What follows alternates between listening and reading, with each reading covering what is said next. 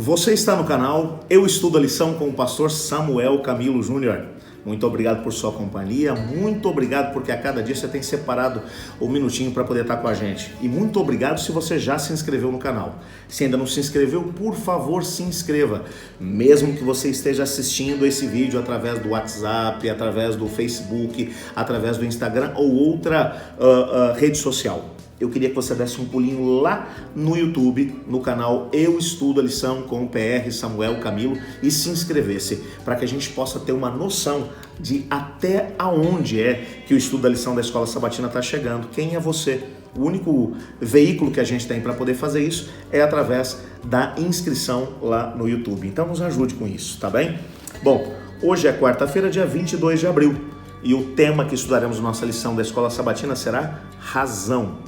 Só para que você possa se contextualizar, nessa semana nós estamos estudando os 5 elementos que compõem uma teologia ou que influenciam na composição da nossa teologia. No domingo nós estudamos sobre a tradição, na segunda-feira sobre a experiência, na terça-feira sobre a cultura e hoje, quarta-feira, sobre a razão. Principalmente o iluminismo do século XVIII acabou elevando a razão para um patamar completamente novo e muito acima de tudo. O iluminismo começou a trabalhar a ideia de que uma coisa só poderia ser aceita uma vez que a razão pudesse compreender essa coisa. A partir das ideias do iluminismo, tudo tinha que ser levado para o laboratório e ser comprovado. Se você podia compreender, você aceitava. Se você não compreende, você descarta.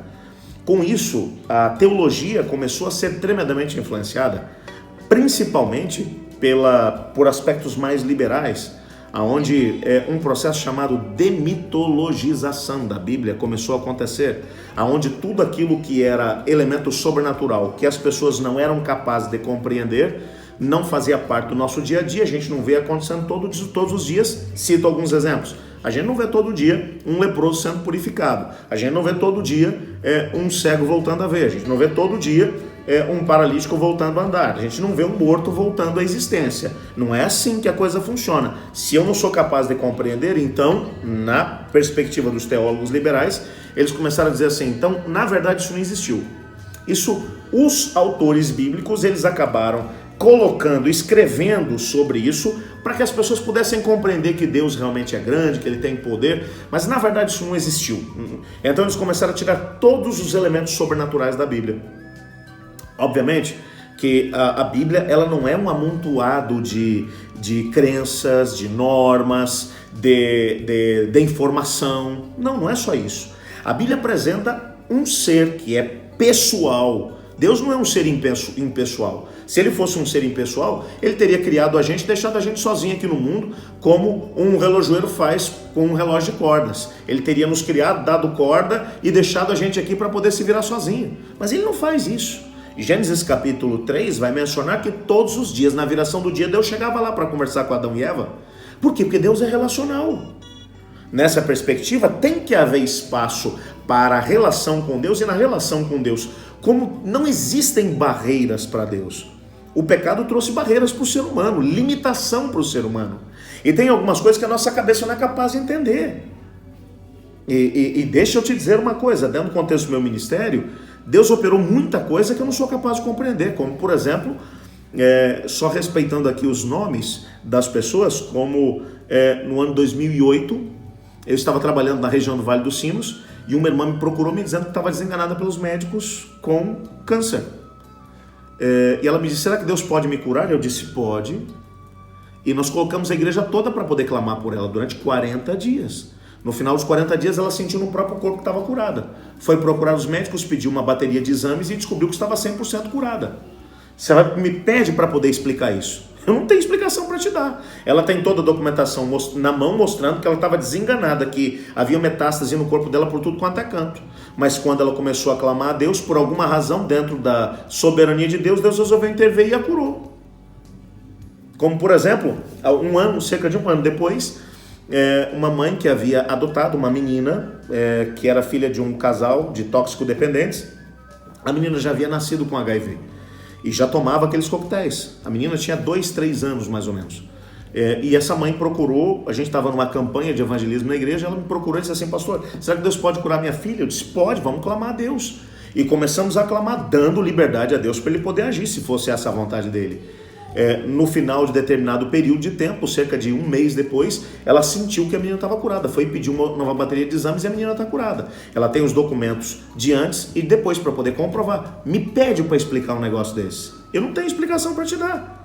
Então, existem muitos aspectos dentro da religiosidade, dentro da relação com Deus, que nós não podemos explicar. Me explica, por exemplo, como uma situação como essa pode ser verdade.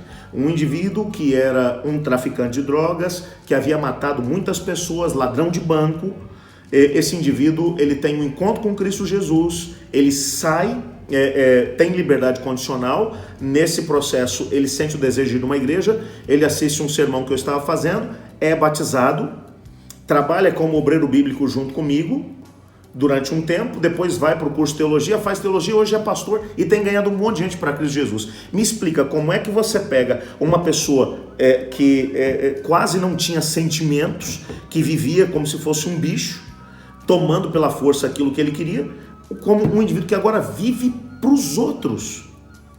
O que aconteceu? Me explica como é que uma mudança dessa acontece. Não sou capaz de se explicar. Eu estou te dizendo isso tudo por quê? Porque a razão é fundamental no contexto bíblico. Toda a teologia é estabelecida em cima da razão. Nós precisamos compreender alguns aspectos para podermos seguir. Nós precisamos entender quem é Deus. Por isso a Bíblia vai, de alguma maneira, nos revelar aquilo que precisamos a respeito de Deus. Por isso a Bíblia vai dizer, aquele que não ama não conhece a Deus, porque Deus é amor. A gente já escuta, opa, Deus é amor, beleza. Mas daí depois ele ainda vai dizer... porque Deus amou o mundo de tal maneira que deu o seu único filho, para que todo aquele que nele crer não pereça, mas tenha vida eterna. Eu digo, opa, então Deus é amor e Deus demonstrou amor dando Jesus. Aí eu vou olhar para os evangelhos e descubro Jesus dizendo, ninguém pode tirar a minha vida, mas eu a dou de livre e espontânea vontade, para que eu possa retomá-la de volta, para que vocês possam ser salvos. Eu começo a descobrir que no amor de Deus, Ele se doa por nós, para que nós possamos ser salvos. E você vai construindo, vai compreendendo como foi que Deus foi agindo no decorrer da história. E o aspecto da razão é fundamental para podermos compreender aquilo que é o assim diz o Senhor, aquilo que é a vontade do Senhor. Mas nós precisamos compreender que nós não podemos construir uma teologia saudável que esteja baseada única e exclusivamente em cima da razão.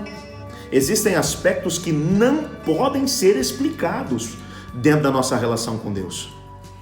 Como é que uma pessoa que está pensando em tirar a própria vida e ela resolve fazer uma oração e ela sente a presença de Deus junto com ela e muda o seu caminho? Tem coisas que não têm explicação, não podem ser explicadas pela razão.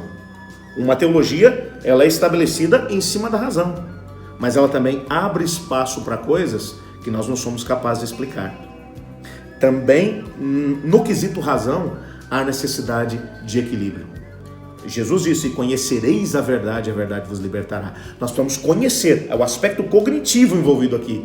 Mas o que temos que descobrir é que a verdade, na verdade, a verdade não é um conhecimento teórico, filosófico, intelectual. Porque Jesus depois vai dizer, eu sou o caminho e a verdade e a vida. Ninguém vai ao Pai senão por mim. A verdade é uma pessoa. E quando você encara a verdade como uma pessoa é muito mais subjetiva do que um texto que você lê, me desculpe. Então a gente precisa compreender que existem aspectos que nós vamos compreender e outros que não vamos compreender. Mas a razão, ela é fundamental para podermos compreender ou estabelecer uma teologia saudável. Desde que também abra espaço para coisas que não somos capazes de explicar, mas que podemos sentir e experimentar. Eu queria orar para que Deus nos ajudasse a ter essa visão de equilíbrio. Vamos orar por isso? Obrigado, Pai, porque o Senhor nos deu a capacidade de raciocínio, de podermos compreender coisas. Obrigado que através da razão nós podemos conhecer um pouco a respeito do Senhor e do seu amor. Mas ajuda-nos a estabelecer uma teologia que seja centrada numa visão de equilíbrio. Nos colocamos em Tuas mãos pedindo que nos ajude a podermos compreender e ao mesmo tempo experimentar a relação contigo. Pois é em nome de Jesus que oramos. Amém. Se você foi abençoado pelo nosso vídeo de hoje, por favor, deixe o seu like e ao mesmo tempo o seu comentário. Prometo que vou ler todos eles. Eu estudo a lição. E você?